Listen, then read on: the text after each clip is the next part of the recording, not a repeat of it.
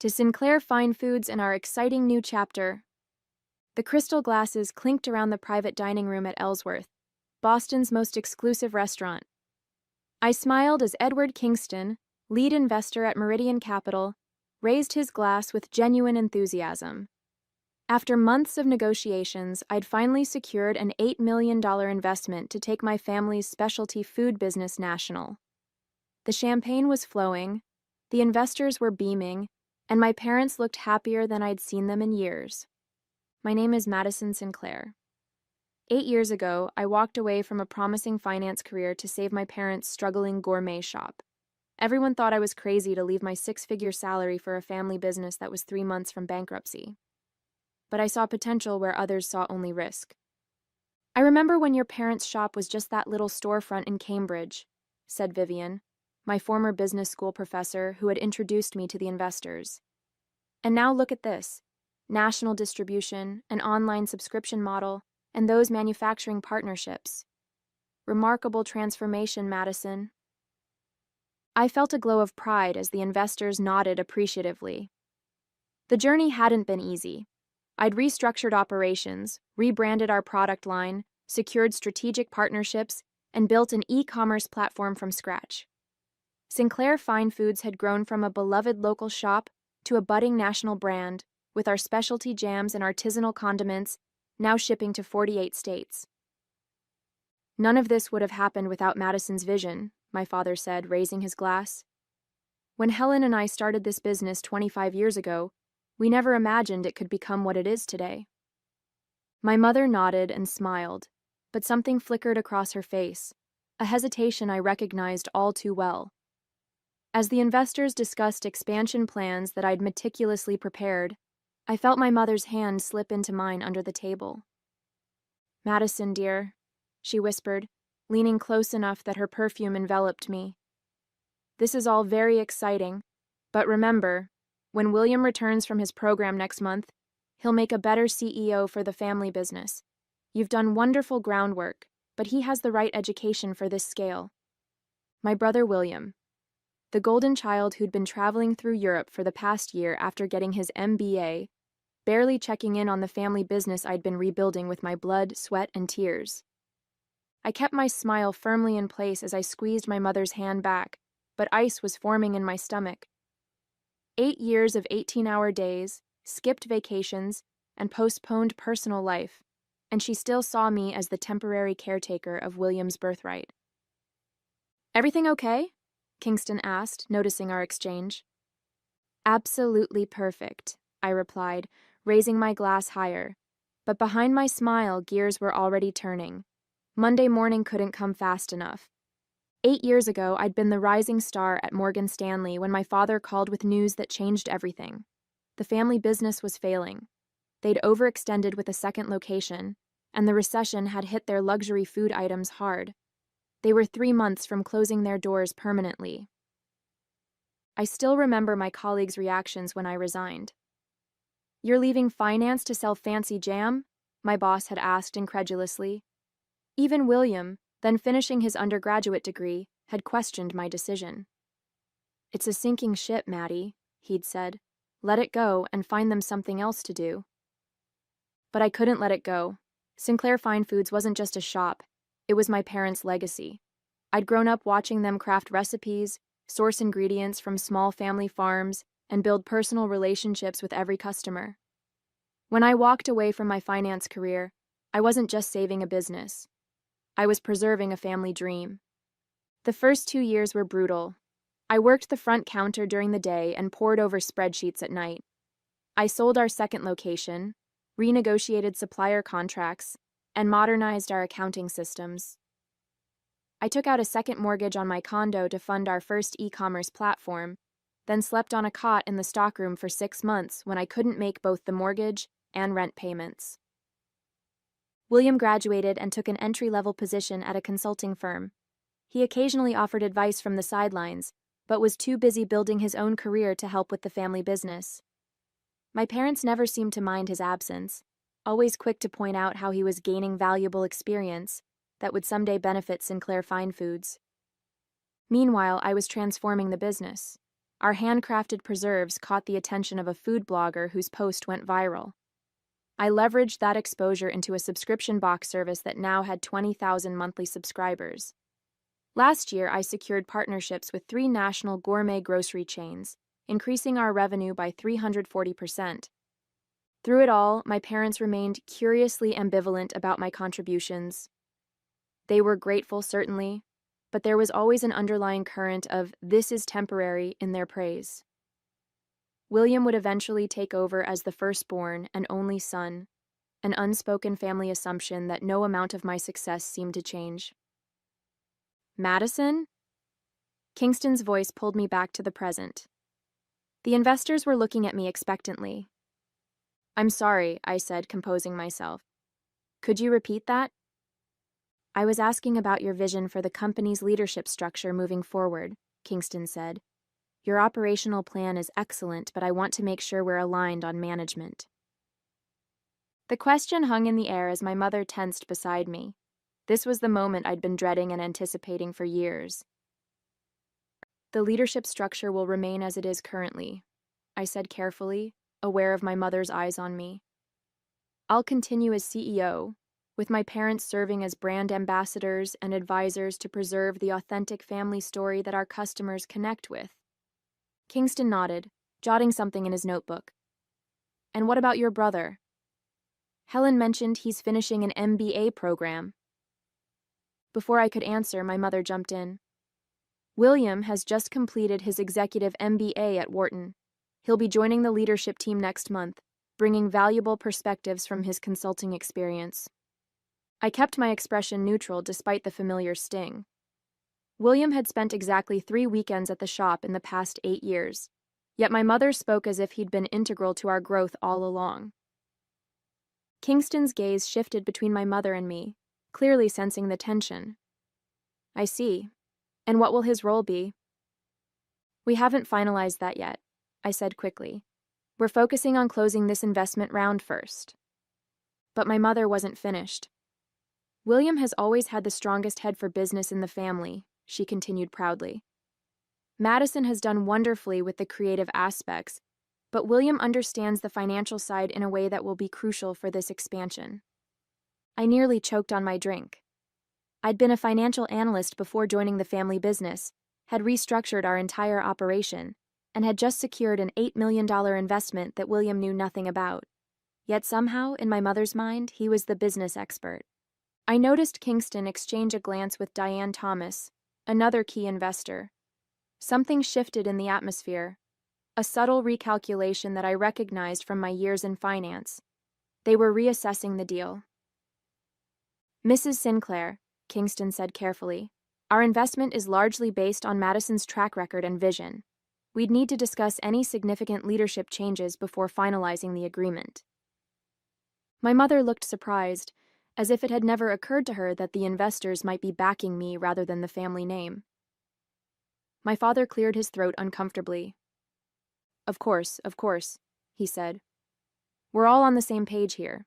Madison has built something remarkable, and we're just proud parents excited to have both our children involved. Nothing's set in stone." The conversation shifted to safer topics, but the damage was done.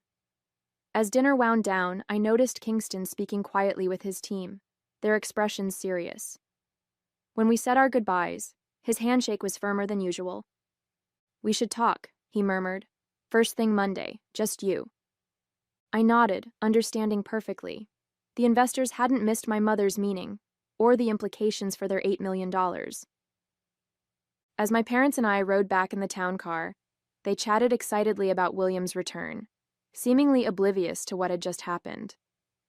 I stared out the window at the passing city lights, a plan already forming in my mind. Monday was going to be interesting, very interesting indeed. I barely slept that night. By 6 a.m. Saturday, I was at my desk in the empty Sinclair Fine Foods headquarters, surrounded by spreadsheets, market analyses, and 8 years of documentation. The cleaning staff looked surprised to see me there on a weekend, but they'd grown accustomed to my unconventional hours over the years. "Ms. Sinclair, everything okay?" asked Jorge, our head of maintenance, who had been with us since I'd taken over.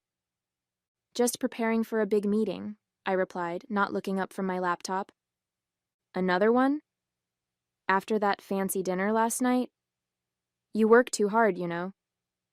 I smiled despite myself. I appreciate the concern, Jorge, but this one's important. Maybe the most important meeting I've ever had. After he left, I made a call I'd been considering for months but had held off on out of family loyalty. Madison? It's 6:30 on a Saturday, came Vivian's groggy voice.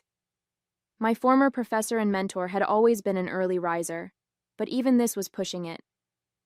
I need your advice, I said without preamble, and possibly your help. 45 minutes later, Vivian walked through the door with 2 coffees and a determined expression. After explaining the situation, she sat back and studied me carefully. You've been anticipating this moment for years, she observed. What do you really want, Madison?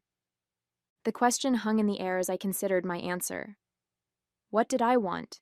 Recognition from my parents? The CEO position I'd already been performing? Or something else entirely? I want what I've earned, I said finally. And I want to stop pretending that my family values my contribution. Vivian nodded. Then let's make some calls. By noon, I'd spoken with Kingston and arranged an emergency meeting with the investment team for Sunday morning. I'd also called my loyal employees, Daphne from marketing, Jason from operations, and Tamara from product development, asking them to come in for an urgent strategy session. These were people who had been with me from the beginning, who had built this company alongside me while William was off finding himself before his MBA. My parents called twice, wanting to discuss exciting ideas William had shared for the business. I let the calls go to voicemail. This weekend wasn't about William or my parents. It was about securing my future, with or without Sinclair Fine Foods. Sunday morning arrived with a knot in my stomach. I'd barely slept, running financial projections until 3 a.m. Kingston and his team arrived at 9 sharp, their expressions a mix of concern and curiosity. Madison, Kingston began as they settled into our conference room, I've been in this business for 20 years, and I've learned to trust my instincts. Something happened at that dinner that concerns me. You're right to be concerned, I said, sliding folders across the table to each of them. Page 1 is the current organizational chart of Sinclair Fine Foods. Page 2 is what I suspect it will look like if my parents have their way after the investment closes. The second chart showed William as CEO, with me shifted to a vague creative director role with no real authority. Kingston frowned. This wasn't what we discussed during our negotiations. No, I agreed, it wasn't. But it's been the unspoken plan in my family since I joined the business.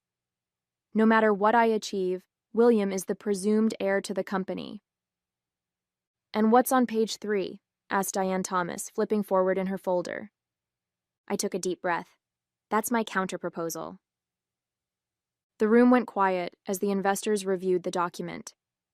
It outlined a new company structure, one that didn't include my parents or the Sinclair name at all. This is unexpected, Kingston said finally. You're proposing we redirect our investment to a new entity that you would lead? Yes, I said, meeting his gaze steadily. Let me show you why that makes financial sense for everyone involved. The market validation already exists, I explained, clicking through a presentation I'd prepared overnight. Our customer base doesn't primarily connect with the Sinclair name. They connect with our product quality and brand story, both of which I created. The investors listened intently as I detailed how our sales had grown. I showed them customer surveys where the attributes most associated with our brand, innovation, sustainability, and community connection, were all initiatives I had spearheaded, not legacy elements from my parents' original business. What about the manufacturing relationships? Asked Thomas. Wouldn't you be starting from zero? I shook my head. Our 3 main manufacturing partners have contracts with renewal provisions coming up next quarter. I've maintained those relationships personally for years. They know who really runs this business. As the meeting progressed, I laid out a complete business plan for a new company, one that would leverage everything I'd built at Sinclair Fine Foods, but without the family complications. This is impressive work for one weekend, Kingston remarked, but I'm guessing you've been thinking about this for much longer. I nodded. It's been my contingency plan for about 3 years. I've watched how my parents treat William versus how they treat me. I knew this day might come. After 2 hours of discussion, Kingston leaned back in his chair. We invested in you, Madison, not just the company. The Sinclair brand has value, certainly, but you're the visionary who transformed it. He exchanged glances with his team.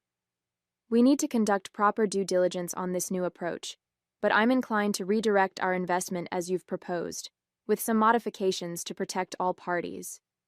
Relief washed over me. Thank you. I was prepared to walk away with nothing if necessary. That wouldn't serve anyone's interests, Kingston replied, least of all ours. But I have one condition. You need to have an honest conversation with your parents before we finalize anything. Give them a chance to recognize what they're about to lose. I wanted to refuse, to spare myself the inevitable pain of that confrontation. But I knew he was right. I'll speak with them tonight. After the investors left, I met with my core team, the people who had helped build the company alongside me. I hadn't told them about my contingency plan before, unsure if they would see it as disloyalty to the family business. I always wondered if you had an exit strategy, Daphne said after I explained the situation. The way your parents talk about William, it was only a matter of time. Jason nodded. We've worked with you for years, Madison, not with the Sinclair name. Are you saying you'd come with me? I asked, surprised by their immediate support. In a heartbeat, Tamara replied. We've already discussed it, actually. We figured this day might come, especially with William finishing his MBA. The knowledge that my team had anticipated this scenario and had already decided to follow me gave me the final boost of confidence I needed. They weren't just employees. They were allies who recognized my value even when my family didn't. That evening, I drove to my parents' house with a strange sense of calm. For years, I'd been fighting for recognition, trying to prove my worth through dedication and results. But now I understood. No amount of success would ever change how they saw me. William would always be their chosen successor, regardless of his minimal contribution or my proven track record. As I pulled into their driveway, my phone rang. It was William, calling from the airport. Hey, Maddie, he said cheerfully. Just landed. Mom said something about a big investment. Sounds like the timing of my return couldn't be better. I smiled to myself. The timing is perfect, I agreed. I'll see you tomorrow at the office. Tomorrow, Monday, when everything would change. The Sunday evening conversation with my parents went exactly as I'd expected. My mother was shocked that I would even consider abandoning the family legacy. My father, always the peacemaker, tried to suggest a compromise where William and I could co-lead the company. I've been running this business alone for 8 years, I reminded them. Why would I need a co-leader now, just as we're about to expand?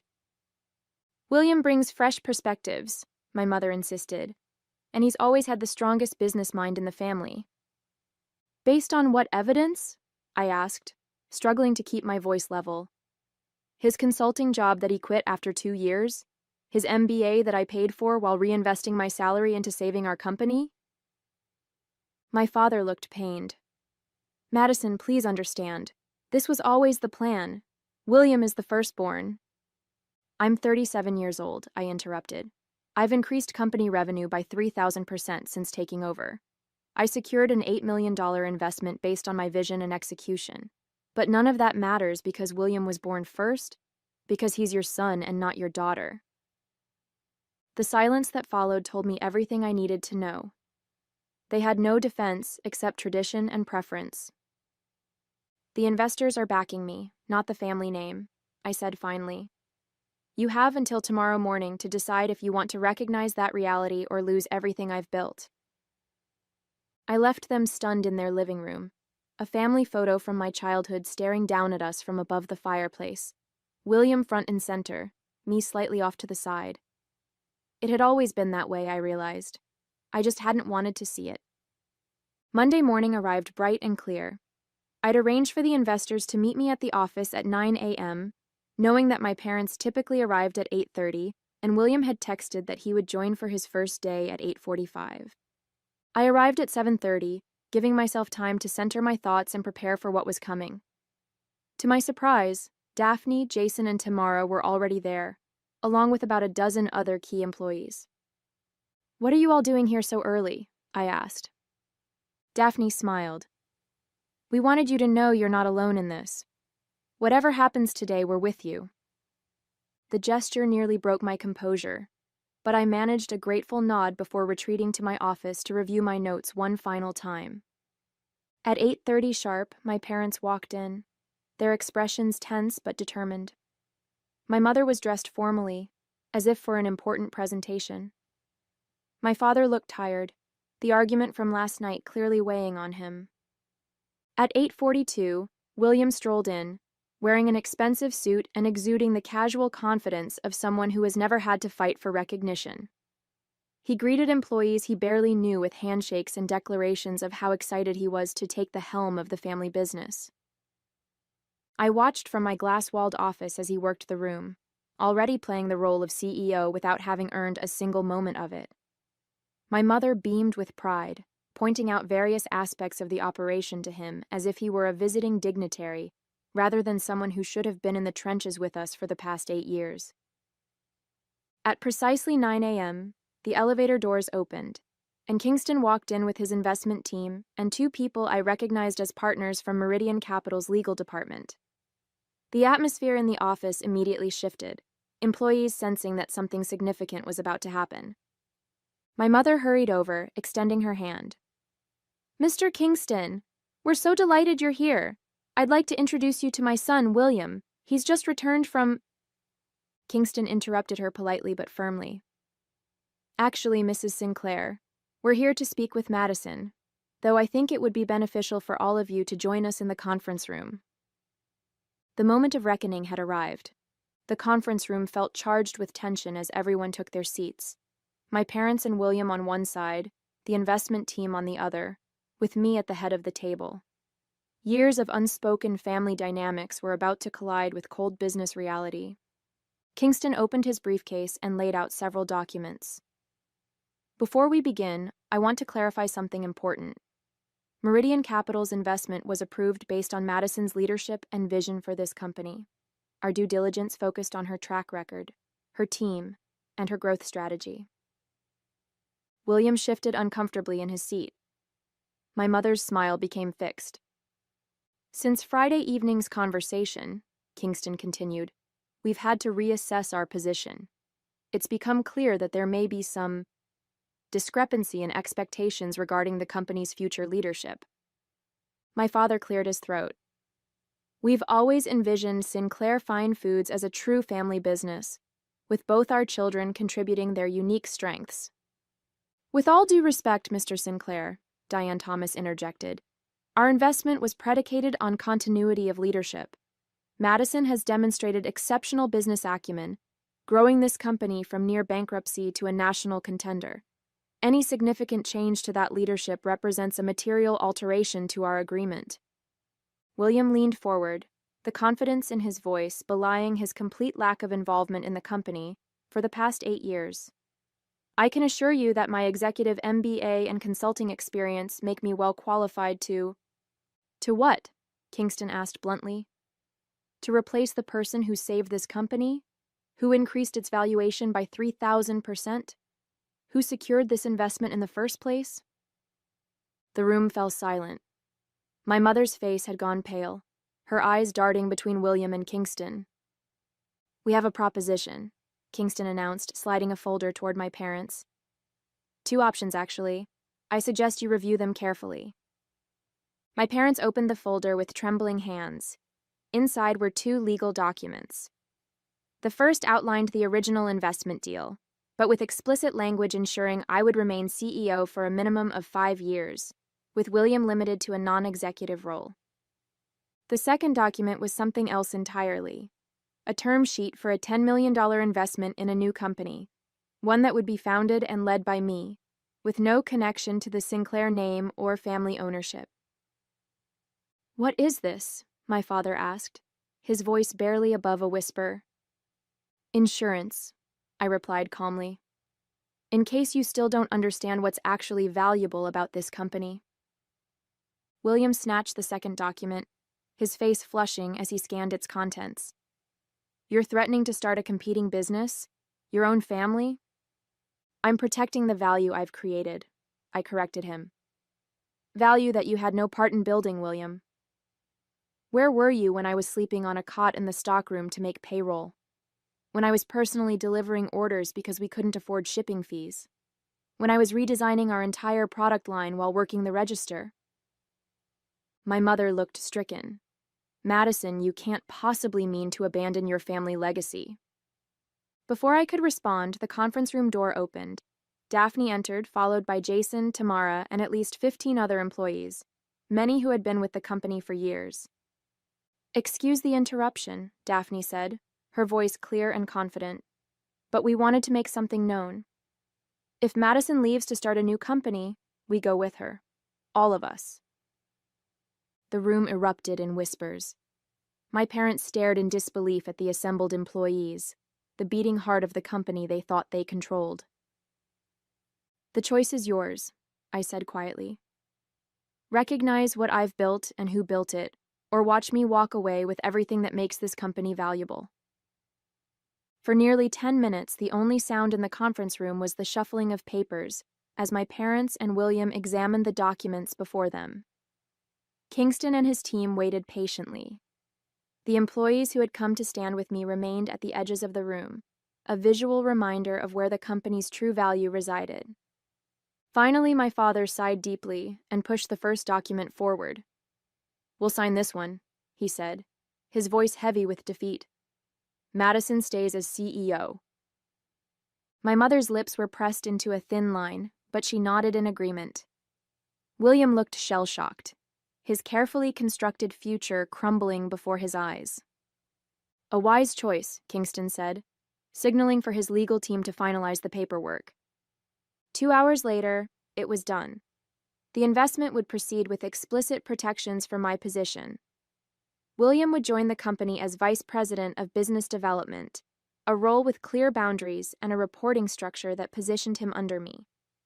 My parents would transition to brand ambassadors, stepping back from day-to-day operations entirely. That was 6 months ago. Today, Sinclair Fine Foods is thriving. Our national expansion is ahead of schedule, and our new product lines have exceeded sales projections by 40%.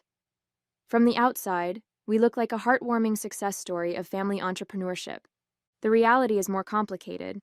I maintain a strictly professional relationship with my parents and William. Our interactions are cordial but limited to business matters. I attend the mandatory family dinners on holidays, but I no longer seek their approval or recognition. Some wounds don't heal. They just become part of who you are. The betrayal taught me something valuable. My worth isn't determined by my family's recognition of it. My true family is the team that stood behind me that Monday morning, ready to walk away from security for the sake of loyalty and fairness.